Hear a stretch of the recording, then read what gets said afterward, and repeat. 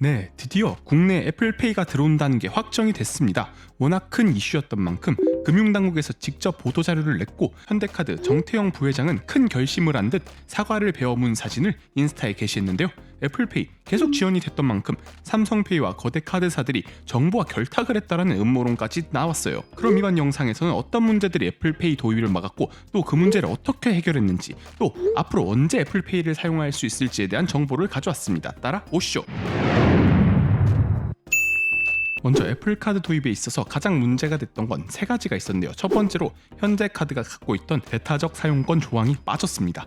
말 그대로 현대카드가 갖고 있던 애플과의 독점 계약 조건을 포기했다는 뜻인데요. 이로써 타 카드사들도 애플과 계약이 완료되면 애플페이를 통해서 결제가 가능해진다는 겁니다. 아니 선생님, 그럼 지금 현대카드 신청 안 해도 애플페이 사용할 수 있는 건가요? 그럼 제주는 현대카드가 불이고 나머지 회사는 누워서 개이득 본 거잖아요. 아직은 아닙니다. 애플과 계약된 회사는 아직까지 현대카드밖에 없고 비밀과 보안을 중시하는 애플의 계약까지는 꽤나 오랜 시간이 걸릴 것으로 보여집니다. 이런 경우는 실질적 독점 서비스로 전개가 될 수 있습니다. 아마 다른 카드 업체 같은 경우는 빠르게 애플과 협상을 시도 중일 텐데요. 사용자 입장에서는 어서 모든 카드사가 참여해서 빠르게 애플카드 도입 확산을 가속화하는 게 더 좋아 보이기는 합니다.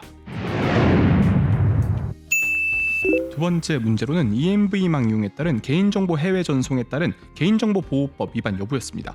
MST와 NFC 방식을 모두 사용하는 삼성페이와는 달리 애플페이는 NFC 방식만 사용합니다. 그런데 일반적인 카드 리더기는 보통 MST 방식을 이용하고 있었습니다. 이렇게 와이파이가 옆으로 누워있는 NFC 단말기가 전국적으로 보급되어야 한다는 문제가 애플페이 도입에 있어서 가장 큰 걸림돌이었죠. 그런데 이 NFC 방식 중 EMV 인증, 유로페이, 마스터카드, 비자가 만든 국제표준 NFC 방식 단말기가 필요하다는 게 더 큰 문제였습니다. 그리고 이때 해외로 개인 신용정보가 유출되는 게 아니냐라는 걱정이 또 문제가 되었는데요. 이 방식 같은 경우는 그대로 위반이 아닌 것으로 결정이 되었습니다. 다만 이에 따른 정보도난 유출 등으로 야기된 손해에 대해서는 책임과 소비자 보호 방안이 수립되어야 할 것을 금융당국에서는 명시하였습니다.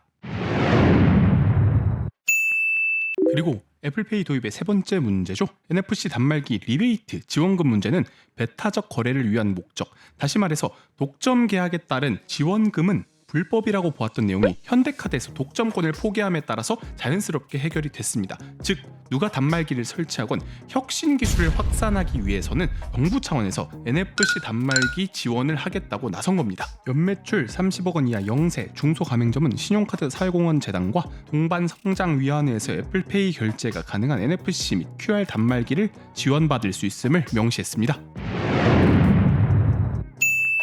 네, 이제 곧 진짜 애플페이를 사용할 수 있을 걸로 보입니다. 하지만 다음 달 페이, 내년 페이라는 악명이 있는 만큼 아마 3월 초는 돼야 대형 백화점, 프랜차이즈, 편의점부터 시작해서 사용할 수 있을 것 같습니다. 사용하시는 현대카드 중 비자, 마스터같이 해외 결제가 되는 카드라면 애플페이에서 등록 후 바로 사용할 수 있는 걸로 보여집니다. 참고로 아이폰의 측면 전원 버튼을 2회 연속으로 누르면 애플페이가 실행되며 애플워치로도 애플페이를 사용할 수 있다고 합니다.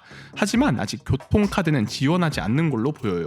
티머니와 계속해서 지속적인 협상을 하고 있다는 소식이 들려오고 있는 터라 다른 카드처럼 교통카드 역시 지원을 할 것으로 보입니다. 또 반길만한 소식이 있는데요. 온라인 간편 결제 같은 경우는 사업자 지위를 획득하고 결제 대행사인 피지사와 연결이 된다면 쉽게 서비스 도입이 가능해 빨리 보급이 돼야 되는 오프라인에 비해서 조금 더 빨리 사용될 수 있겠다는 생각이 드네요.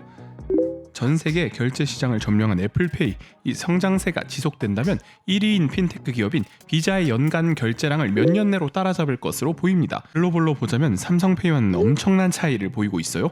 하지만 대한민국은 명불허전 삼성공화국이고 삼성페이 때문에 삼성 핸드폰을 사용한다는 사람이 있을 정도로 삼성페이의 락인 효과가 강한데요. 모든 애플 사용자들이 오매불만 기다려온 애플페이가 과연 삼성공화국인 대한민국에 제대로 뿌리를 내릴 수 있을까요? 여러분들의 의견은 어떠신가요? 댓글로 남겨주시면 감사하겠습니다. 지금까지 월스트리트 테크남이었습니다.